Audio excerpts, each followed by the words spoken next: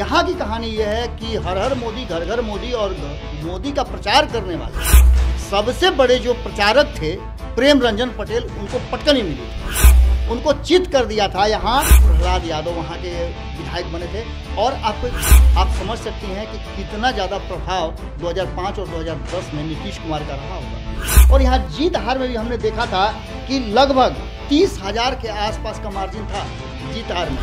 एक सबसे बड़ी बात है कि प्रेम रंजन पटेल प्रवक्ता रहते हुए हारे थे, जिसका उन्हें बहुत ज़्यादा अंदर ही अंदर टूट चुके थे। कई बार हमने बात की, बहुत दिनों तक वो बोलते नहीं थे, लेकिन अब भी वो प्रवक्ता हैं पार्टी। एक पुराने 10 सालों तक उन्होंने अब उस क्षेत्र का प्रतिनिधित्व किया है। अब आपको बता दें कि प्रहलाद यादव के आने के बाद से स्थितियाँ कुछ ही नहीं बदली। जैसा कि आप बता ही रही थी, हमारी बातचीत हो रही थी कि ये क्षेत्र जो है खास करके रूरल क्षेत्र है। यहाँ 100% कहा जाए तो रूरल क्षेत्र है और यहाँ के लोगों का मेन जीविका का आधार जो है वो कृषि है। और कृषि की स्थिति क्या है हमारे देश में, किसी से छुपी नहीं है। और खास करके जब बिहार की बात करें तो बिहार तो पिछड़ा है।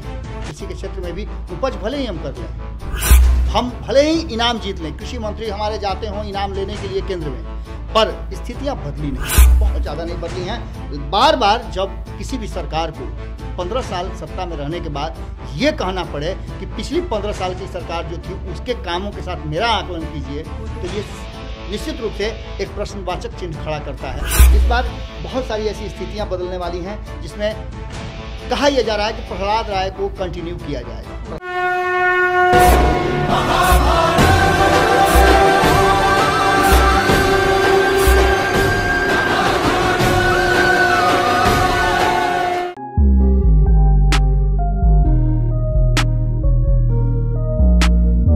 नमस्कार, मैं प्रिया स्वागत करती हूँ आपका भारत लाइव में।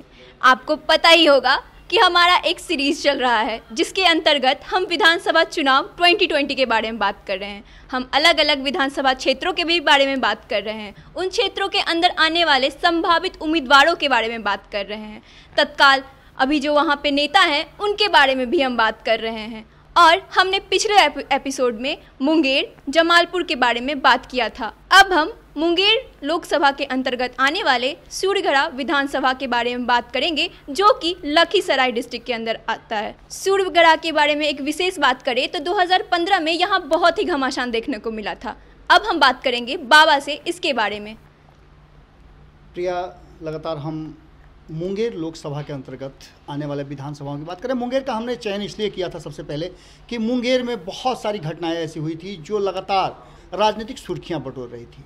आपने जैसा कि बताया ही सूर्यगढ़ा में बहुत ऐसी घटनाएं हुई थी जिन घटनाओं को लेकर के अभी तो बहुत सारी घटनाएं बाकी हैं। लगातार हम जिन विधानसभाओं की तरफ जा रहे हैं तो उसकी अपनी एक अलग कहानी है। यहाँ की कहानी यह है कि हर हर मोदी घर घर मोदी और मोदी का प्रचार करने वाले सबसे बड़े जो प्रचारक थे प्रेम रंजन पटेल, उनको पटकन ही मिली थी। उनको चित कर दिया था यहाँ प्रहलाद राय ने। प्रहलाद यादव वहाँ के विधायक बने थे और आपको एक जान करके आश्चर्य होगा कि प्रहलाद राय 2 चुनाव के बाद वापस आए थे। आप समझ सकती हैं कि कितना ज़्यादा प्रभाव 2005 और 2010 में नीतीश कुमार का रहा होगा, जब दोनों एक बार 2005 में जब दोबारा चुनाव हुआ और नीतीश कुमार के हाथ में जब बिहार की सत्ता आई तो लोगों के मन में ये बात थी कि नीतीश कुमार एक अमूलचूल परिवर्तन करेंगे और वादा भी यही था। जंगल राज का नाम दिया गया था, बहुत सारी बातें हुई थी। अब तो इस बार देख रही होंगी आपकी लगातार 15 साल बनाम 15 साल हो रहा है, लेकिन 2020 में स्थितियां कुछ अलग हैं। 2014 के बाद 2015 में अपनी बड़ी हार को भारतीय जनता पार्टी अब तक नहीं भुला पाई है और उसे बार बार यही बातें सता रही हैं।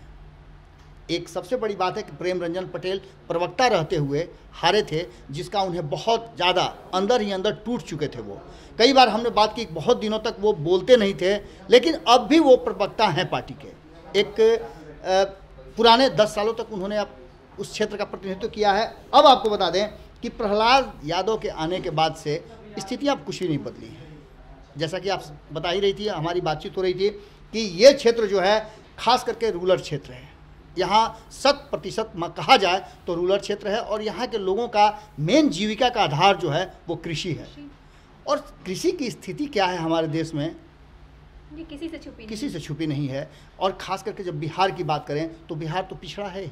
कृषि के क्षेत्र में भी उपज भले ही हम कर लें, हम भले ही इनाम जीत लें, कृषि मंत्री हमारे जाते हों इनाम लेने के लिए केंद्र में, पर स्थितियां बदली नहीं हैं, बहुत ज़्यादा नहीं बदली हैं। बार बार जब किसी भी सरकार को 15 साल सत्ता में रहने के बाद ये कहना पड़े कि पिछली 15 साल की सरकार जो थी उसके कामों के साथ मेरा आकलन कीजिए, तो ये निश्चित रूप से एक प्रश्नवाचक चिन्ह खड़ा करता है। इस बार बहुत सारी ऐसी स्थितियां बदलने वाली हैं जिसमें कहा यह जा रहा है कि प्रहलाद राय को कंटिन्यू किया जाएगा। प्रहलाद राय एक बार फिर से आरजेडी के तरफ से वो अपना परचम लहराने के लिए तैयार हैं, उन पर किसी तरह का कोई संशय नहीं है। लेकिन दावे बहुत हैं, जहां एक तरफ प्रेम रंजन पटेल के हारने का उन्हें खामियाजा भुगतना पड़ सकता है, जदयू की उम्मीदवारी उस पर बड़ी तेज हो रही है, जदयू उस सीट पर दावेदारी करना शुरू कर चुकी है। कई ऐसे नेता हैं जो लगातार इसमें अपना नाम दे रहे हैं। प्रहलाद राय को हटा करके रमाशंकर सिंह उर्फ नूनू सिंह हैं, जिनके नाम का बहुत ज़्यादा चर्चा हो रहा है। पिंकी कुशवाहा हैं, उनके नाम का चर्चा बहुत ज़्यादा चल रहा है। इसके साथ साथ आपको एक चीज़ बता दें कि इस क्षेत्र पर कहीं ना कहीं नज़र जीतन राम मांझी की भी है। जीतन राम मांझी आपको पता ही है कि अभी अभी महागठबंधन से निकल करके बाहर गए हैं, और क्या करेंगे क्या नहीं करेंगे ये एक अलग बात है। लेकिन इस सब के बाद एलजेपी की भी निगाह इस पर है, क्योंकि एलजेपी को पता है कि एलजेपी का मुंगेर पुराना घर रहा है। एलजेपी की सांसद वहाँ हुआ करती थी वीणा देवी, लेकिन जदयू ने वो सीटें उनसे छीन ली। तो जब एमपी का सीट छीन गया तो विधानसभा की सीटों पर उसकी दावेदारी बनती है, और इसके लिए वो बहुत ज़्यादा प्रेशर पॉलिटिक्स भी कर रहे हैं। आप लगातार देख रहे होंगे जिस तरह से सब कुछ चल रहा है। लेकिन जो संभावित नाम हैं, उन संभावित नामों में नूनू सिंह का नाम बड़ी तेज़ी से आगे आ रहा है। इसके अलावा अभी और भी कई लोग हैं। सबसे बड़ी बात यह है कि भले ही आपने देखा होगा कि कई जगह संभावितों के नाम लिए जा रहे हैं, लेकिन हम उन्हीं नामों पर चर्चा कर रहे हैं जो नाम पूरी तरह से हमारे सूत्रों द्वारा मजबूती के साथ रखे गए हैं। तो जैसा कि हम लगातार अपने हर एपिसोड में बताते आ रहे हैं कि हमारी रिसर्च टीम जो है, हमारी साइबर टीम जो है, वो लगातार इन सब चीज़ों पर मंथन कर रही है। और आपको पता ही है कि इस बार चुनाव भी इन्हीं सब माध्यमों पे होना है। डिजिटली हमने बहुत सारा प्रयास किया है, हमारी टीम जा करके लोगों से सर्वे कर रही है, और सर्वे का नतीजा ये है कि प्रेम रंजन पटेल पर थोड़ा सा संशय की स्थिति जरूर है। लेकिन प्रहलाद राय की भी, यादव की भी स्थिति बड़ी अच्छी नहीं है। भले ही आरजेडी ये दावा कर रही है कि सीट मेरा है, लेकिन वहाँ उम्मीदवारों पर संशय की स्थिति जरूर है। नया आपको पता ही है कि नए जो मालिक बने हैं तो वो अपना तो दिखाएंगे ना। लालू प्रसाद नहीं है, तेजस्वी यादव अपने तरह की राजनीति कर रहे हैं, और प्रहलाद राय पुराने नेता हैं। नई टीम के साथ पुराने नेताओं का सामंजस्य आप देख रहे हैं किस तरह से आरजेडी में बन रहा है। अब महागठबंधन के भी साथी दल हैं, उनका भी इस पर निश्चित रूप से वर्चस्व है। और फिर यहाँ एक बात बताएंगे हम कि SC ST वाला बात जो है यहाँ भी लागू होता है। एक तो अर्बन क्षेत्र आपको बताया हमने कि नहीं है, कृषि क्षेत्र है, और कृषि क्षेत्र ग्रामीण लोगों के होने के चलते डिजिटली आप वहाँ लड़ाई नहीं जीत सकते हैं। इसलिए ज़मीनी आपको बात करनी होगी, और ज़मीनी बात करने के लिए अलग अलग तरह से तैयारियां की जा रही हैं। और यही वो कारण है कि चुनाव आयोग से भी बार बार कहा जा रहा है कि आप हमें रैलियां करने की इजाज़त दें। 1000 लोग नहीं तो कम से कम 100 लोगों की तो इजाज़त दें, और देखना होगा कि क्या चुनाव आयोग फैसला करता है। लेकिन एक बात तो पक्का है कि घमासान सूर्यगढ़ा में भी कम नहीं होने वाला है। हम चाहेंगे कि आप आंकड़ों के हिसाब से बता दें, जो मेरे पास आंकड़े हैं उसके हिसाब से तो ये लग रहा है कि यहाँ की जो वर्तमान स्थिति है उसमें जनसंख्या की बात करें तो यहाँ लगभग 4.25 लाख की आबादी है। जी बिल्कुल। जिसमें हम चाहेंगे कि आंकड़े आपके क्या बता रहे हैं कि इसमें वोटर कितने हैं और वोटरों की संख्या क्या है, और इसके साथ साथ महिला पुरुषों की स्थिति। निश्चित रूप से मैं बता रहा हूं देखने से पहले ही कि यहाँ भी महिलाओं की संख्या कम ही होगी। जी तो आंकड़े आप बताइएगा, आंकड़े क्या? जी बिल्कुल, 2011 के सेंसस के हिसाब से 4,78,679 लोग हैं यहाँ पे। उनमें से अगर वोटरों की बात करें तो लगभग 3,16,000 के करीब वोटर हैं।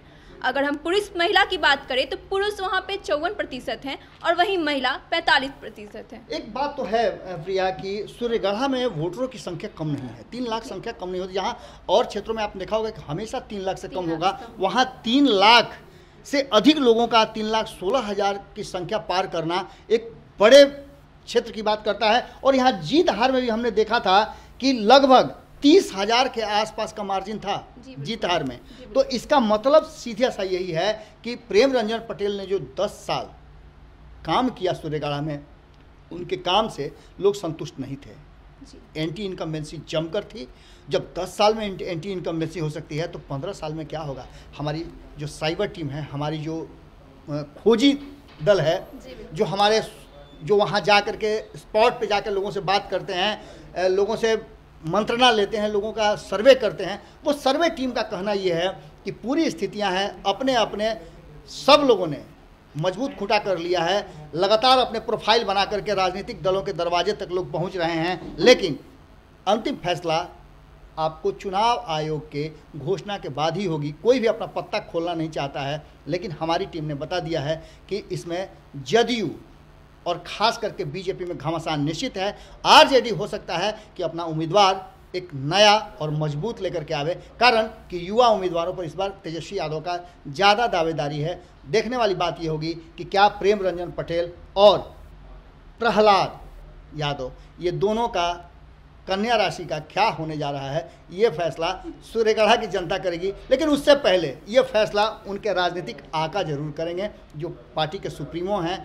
टिकट मिलता है कि नहीं मिलता है, ये संशय का प्रश्न है, लेकिन दावेदारी इन दोनों की ही मजबूत है। दूसरी तरफ जदयू का दावा भी कमज़ोर नहीं है। जदयू इस सीट पर निश्चित रूप से दावा करेगी, कारण कि हार जीत का आंकड़ा बड़ा है, ये आप समझ सकते हैं। 2015 की स्थितियां अलग थी। 2015 में आरजेडी और जेडीयू एक साथ थी, और इस बार दोनों आमने सामने की लड़ाई में भिड़ना चाहती हैं। और भारतीय जनता पार्टी भी कहीं ना कहीं जिन सीटों पर उसकी बुरी हार हुई है, वो चाहेगी कि जदयू के खेमे में खिसका दें।